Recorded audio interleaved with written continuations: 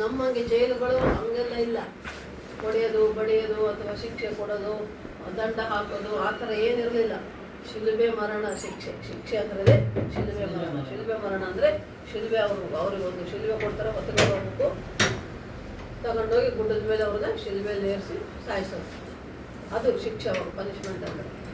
ಹಂಗೆ ಏನು ಮಾಡ್ತಾರೆ, ಯೇಸು ಸ್ವಾಮಿಗೆ ದೊಡ್ಡ ಶಿಲುಬೆಯನ್ನು ತಂದು ಗುಡ್ಡದ ಮೇಲೆ ಹಾಕ್ತಾರೆ, ಎಳ್ಕೊಂಡು ಹೋಗ್ತಾ ಇರ್ತಾರೆ. ಹೋಗುವಾಗ ಸುಮ್ಮನೆ ಹೋಗ್ತಾರ, ಸುಮ್ಮನೆ ಹೋಗಲ್ಲ ಮಕ್ಕಳು, ಅದನ್ನು ಹೊಡಿತಾರೆ. ಕೊರಡಗಳು ಅಂದರೆ ಅವು ಹೆಂಗಿರ್ತವೆ ಅಂದರೆ ಮುಂದೆ ಇಟ್ಟು ಗುಂಡಕ್ಕಿರ್ತದೆ ಕಬ್ಬಿಣದ್ದು. ಆ ಗುಂಡಕ್ಕಿರೋದು ಅದಕ್ಕೆ ಮುಳ್ಳು ಥರ ಇರ್ತವೆ, ಗೊತ್ತಾಯ್ತಾ? ಮುಳ್ಳು ಇರ್ತವೆ, ಗುಂಡಕ್ಕಿರ್ತದೆ.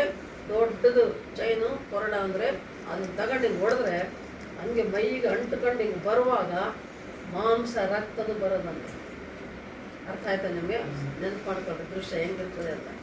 ಕೊರಡ ಇಂದ ಹೊಡೆದ್ರೆ ಹಿಂಗೆ ಎಳೆದ್ರೆ ಆ ಗುಂಡು ಮುಳ್ಳು ಇರೋದು ಚುಚ್ಕೊಂಡು ಮೈ ಮೇಲೆ, ಅದು ಮೈಯಿಂದ ಈಗ ಎಳ್ಕೊಂಡಾಗ ಮಾಂಸನೇ ಕಿತ್ಕೊಂಡು ಬರ್ತಿರ್ತಾರೆ. ಅದಕ್ಕಿಂತ ಮುಂಚೆ ಏನು ಮಾಡ್ತಾರೆ, ಏನಪ್ಪ ನಿನ್ನ ರಾಜ ಈತ ರಾಜ, ದೇವರು ರಾಜ, ಯಹೂದ್ಯರ ರಾಜ ಅಂತೆಲ್ಲ ಹೇಳ್ತಾರಲ್ಲ ಸ್ವಾಮಿ. ಅದಕ್ಕೆ ನೀನು ರಾಜ ಏನಪ್ಪ, ನೀನು ಆಗ ನಿನಗೆ ಕಿರೀಟ ಇಡ್ತೀವಿ ಅಂತೇಳಿ ತಲೆ ಮೇಲೆ ಏನು ಮಾಡ್ತಾರೆ, ಮುಳ್ಳಿನ ಕಿರೀಟ ಇಡ್ತಾರೆ ಮಕ್ಕಳು. ಅರ್ಥ ಆಯ್ತಾ? ಮುಳ್ಳಿನ ಕಿರೀಟ ತಲೆ ಮೇಲೆ ಮುಳ್ಳಿನ ಕಿರೀಟ ಇಟ್ಟು ಒಟ್ಟು ಬಿಡ್ತಾರೆ. ಇಲ್ಲೆಲ್ಲ ರಕ್ತ ಸುರಿತಾ ಇರ್ತದೆ, ಮೈಗೆಲ್ಲ ಕೊರಡಗಳಿಂದ ಹೊಡ್ತಾರೆ, ಚಾಟಿ ತಗೊಂಡು ಹೊಡ್ತಾರೆ, ಆಮೇಲೆ ಉಗಿತಾರೆ, ಉಗುಳ್ತಾರೆ, ಬೈತಾರೆ, ಏನೇನೋ ಕೆಟ್ಟ ಮಾತಾಡ್ತಾರೆ, ಬೈತಾರೆ, ಉಗುಳ್ತಾರೆ, ಕೊರಡದಿಂದ ಹೊಡಿತಾರೆ. ಆಮೇಲೆ ಆತನ ದೇಹದಲ್ಲಿ ಇರುವಂಥ ಮಾಂಸ, ರಕ್ತ, ದೇಹದಲ್ಲಿ ರಕ್ತ ಎಲ್ಲ ಸುರು ಹೋಗ್ತದೆ. ಶಿಲ್ಬೆ ಅಲ್ಲಿಂದ 9 ಗಂಟೆಗೆ ಶುರುವಾಗಿದ್ದು ಅಲ್ಲಿ ಕಲ್ವಾರಿ ಬೆಟ್ಟದ ಮೇಲೆ ಹೋಗಿ ಶಿಲ್ಬೆಗೆ ಹಾಕಿ ಸಾಯಿಸುವಂಥ ಪದ್ಧತಿ ಆ ಕಾಲಕ್ಕೆ. ಆ ಗುಡ್ಡದ ಮೇಲೆ ಹೋಗೋವರೆಗೆ ಬೆಳಿಗ್ಗೆ 9 ಗಂಟೆಗೆ ಶುರುವಾದ ಶಿಕ್ಷೆ ಹಂಗೆ ಎಳ್ಕಂತ ಹೊಡ್ಕಂತ ಬೈಕಂತ ಹೋದರೆ ಅಲ್ಲಿ 3 ಗಂಟೆ ಆಗ್ತದೆ. 3 ಗಂಟೆವರೆಗೂ ಶಿಲುಬೆ ಮೇಲೆ ಇರ್ತಾನೆ.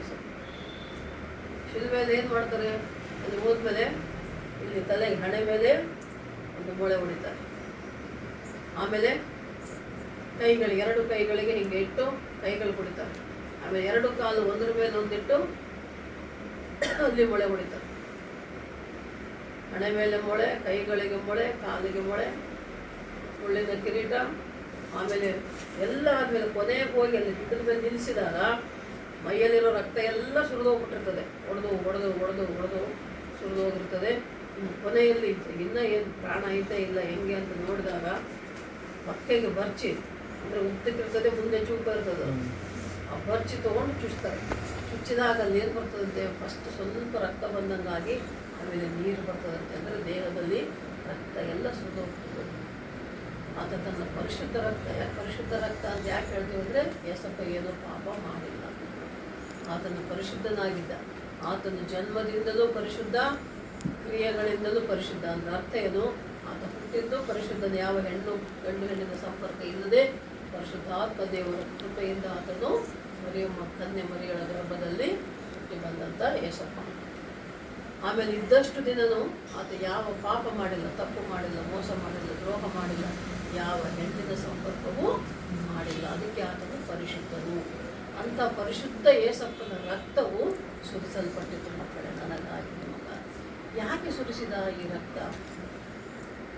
ಯೆಶಾಯನ ಗ್ರಂಥ ತೆಗೆಮ, ಹಳೆ ಒಡಂಬಡಿಕೆ ಮಧ್ಯದಲ್ಲಿ ಯೆಶಾಯನ ಗ್ರಂಥದಲ್ಲಿ 55ನೇ ಅಧ್ಯಾಯ.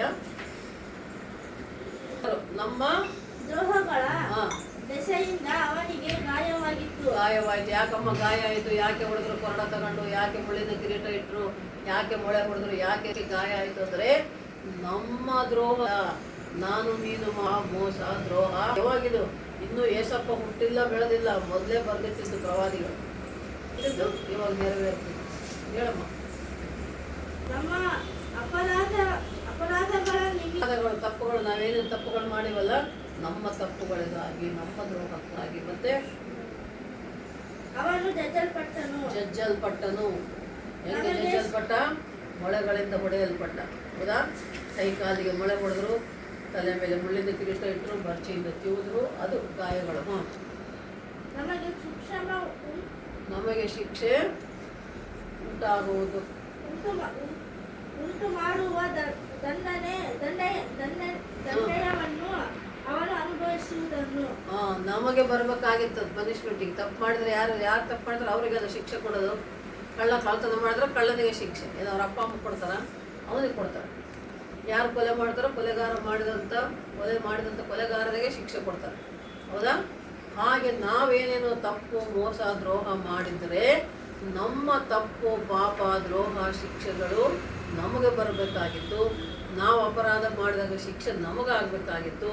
ಆದರೆ ಯೇಸಪ್ಪನು ತಾನೇ ಶಿಕ್ಷೆಯನ್ನು ಹೊಂದುತ್ತಾನೆ ಅಂತ ಬರಬೇಕು ಮಕ್ಕಳೇ. ಮತ್ತೆ ಅವನ ಬಾಸುಂಡೆಗಳಿಂದ ನಮಗೆ ಗುಣವಾಯಿತು. ಆತನ ಬಾಸುಂಡೆಯಿಂದ ನಮಗೆ ಗುಣವಾಯಿತು. ಅಂದರೆ ಏನಾಯಿತು? ಯೇಸಪ್ಪ ಶಿಲುಬೆಯಲ್ಲಿ ಮರಣ ಹೊಂದುವಾಗ ನಮ್ಮ ಎಲ್ಲ ಪಾಪ, ಶಾಪ, ಅಪರಾಧ, ದ್ರೋಹ, ಮೋಸ ನಾವೇನು ಮಾಡಿದ್ರು ಎಲ್ಲವನ್ನು ತನ್ನ ಮೇಲೆ ಹಾಕ್ಕೊಂಡು ನಮಗೆ ಶಿಕ್ಷೆ ಬರೋದನ್ನು ತಪ್ಪಿಸಿ ತಾನು ಶಿಕ್ಷೆ ಹೊಂದುತ್ತಾನೆ ಅಂತ ಹೇಳೋದಿದ್ದು ಮಾತು. ಅರ್ಥ ಆಯ್ತು ಮಕ್ಕಳೇ? ಅದಕ್ಕೇನಾಯಿತು? ಆತನ ಬಾಸುಂಡೆಗಳಿಂದ ನಮಗೆ ಅಂದರೆ ಆತನ ಹೊಡ್ಸ್ಕೊಂಡಲ್ಲ, ಆತನ ಮೈಗಾದ ಗಾಯದಿಂದ ನಮ್ಮ ಗಾಯಗಳು ವಾಸಿಯಾಗ್ತವೆ, ವಾಸಿಯಾದವು ಅಂತ ಹೇಳ್ತದೆ. ಅದಕ್ಕೆ ಹೇಳೋದು ಭಿನ್ನಹವ ಕೇಳುವ ಹಾಡಲ್ಲ. ನನ್ನ ರೋಗವ ಶಿಲುಬೆಯಲ್ಲಿ ನೀ ಹೊತ್ತು ತೀರಿಸಿದೆ, ನನ್ನ ರೋಗವ ಶಿಲುಬೆಯಲ್ಲಿ ನೀ ಹೊತ್ತು ತೀರಿಸಿದೆ, ಅಯ್ಯ ನೀ ಹೊತ್ತು ತೀರಿಸಿದೆ, ಅಯ್ಯ ನೀ ಹೊತ್ತು ತೀರಿಸಿದೆ. ಭಿನ್ನಹವ ಕೇಳುವವನೇ, ನನ್ನ ಕಣ್ಣೀರು ಕಾಣುವವನೇ, ಸುಖ ಕೊಡುವವನೇ, ಸ್ತೋತ್ರ యేసయ్య, ಸುಖ ಕೊಡುವವನೇ, ಸ್ತೋತ್ರ యేసయ్య. ಹಲ್ಲೆಲೂಯಾ. ನನ್ನ ರೋಗ ಆತ ಶಿಲುಬೆಯಲ್ಲಿ ಹೊತ್ತಿದ್ದಕ್ಕೆ ನಮಗೆ ಆರೋಗ್ಯ ಅಂತ ಮಕ್ಕಳು.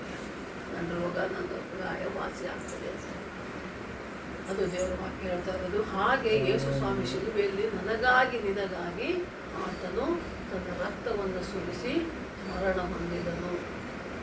ಇದು ಶಿಲುಬೆ ಮರಣದಲ್ಲಿ ನಾವು ನೋಡುವಂಥದ್ದು ಹೇಳುವ.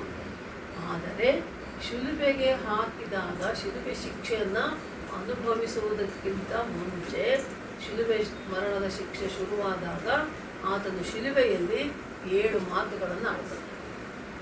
ಅಂದರೆ ಇದು ಏನು ವಿಷಯ ಅಂದರೆ ಲೋಕದ ರೀತಿಯಲ್ಲಿ ನಾವು ಅರ್ಥ ಮಾಡ್ಕೊಳ್ಬೇಕಾದ್ರೆ, ಈಗ ಯಾರಾದರೂ ಮನೆಯಲ್ಲಿ ದೊಡ್ಡವರು ಇರ್ತಾರೆ, ಅವ್ರಿಗೇನು ಆರಾಮಿಲ್ಲ, ಆರೋಗ್ಯ ಸರಿ ಇಲ್ಲ, ಸೀರಿಯಸ್ ಆಯಿತು, ಆರಾಮಿಲ್ಲ ಅಂದಾಗ ಅವ್ರು ಏನು ಮಾಡ್ತಾರೆ?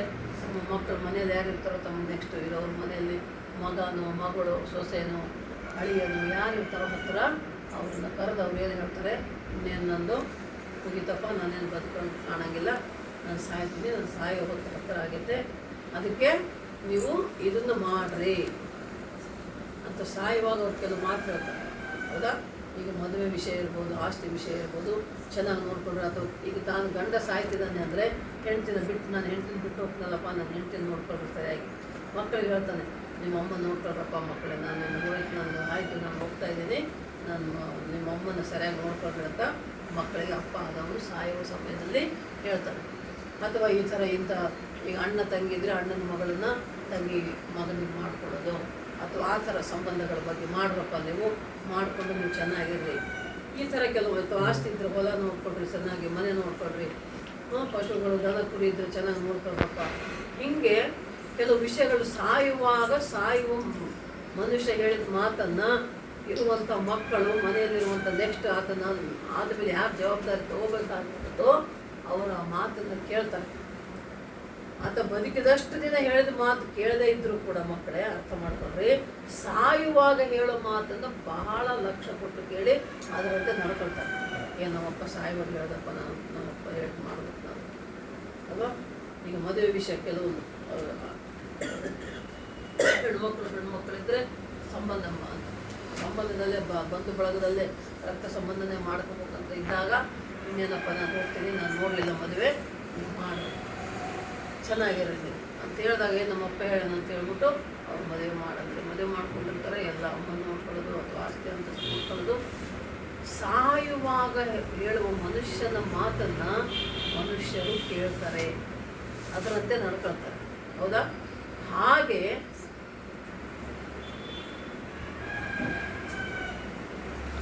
ಯೇಸು ಸ್ವಾಮಿ ಶಿಲುಬೆ ಮರಣದ ಶಿಕ್ಷೆಯನ್ನು ಅನುಭವಿಸುವಾಗ ಸಾಯುವುದಕ್ಕಿಂತ ಮುಂಚೆ ಶಿಲುಬೆಯಲ್ಲಿ 7 ಮಾತುಗಳಾಗ್ತದೆ.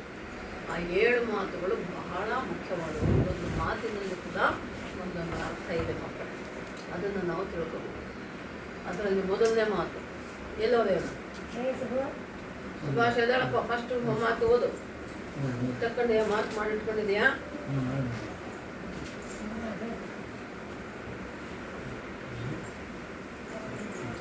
ಹೇಳಮ್ಮಿ, ನೀನು ಕನ್ನಡದಲ್ಲಿ ಓದ್ಬೇಕು. ತೆಗಿ ಮೊದಲನೇ ಮಾತು ಹೇಳು, ರೆಫರೆನ್ಸ್ ಹೇಳು.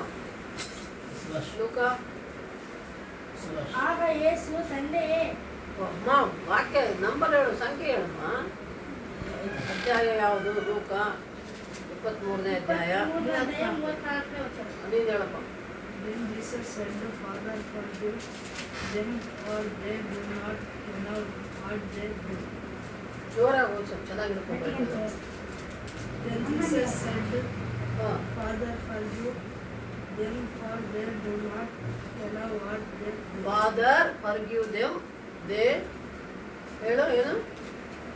Then Jesus said, Father, forgive them, for they do not know what they do. Because they are not knowing what they are doing.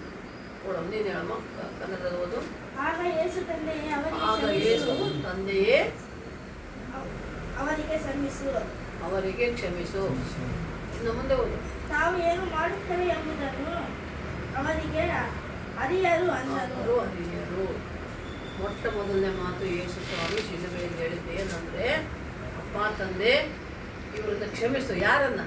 ಬೈಯುವವರು, ಹೊಡೆಯುವವರು, ಹೊಗಳುವವರು, ಹೊಡೆಯವರು, ಚಾಟಿಯಿಂದ ಹೊಡೆಯವರು, ಹೊಗಳ್ತಾ ಇದ್ದಾರೆ, ಬೈತಾ ಇದ್ದಾರೆ, ಮುಳ್ಳಿನ ಕಿರೀಟ ಇರ್ತಾರೆ ತಲೆ ಮೇಲೆ, ಅವ್ರನ್ನೆಲ್ಲ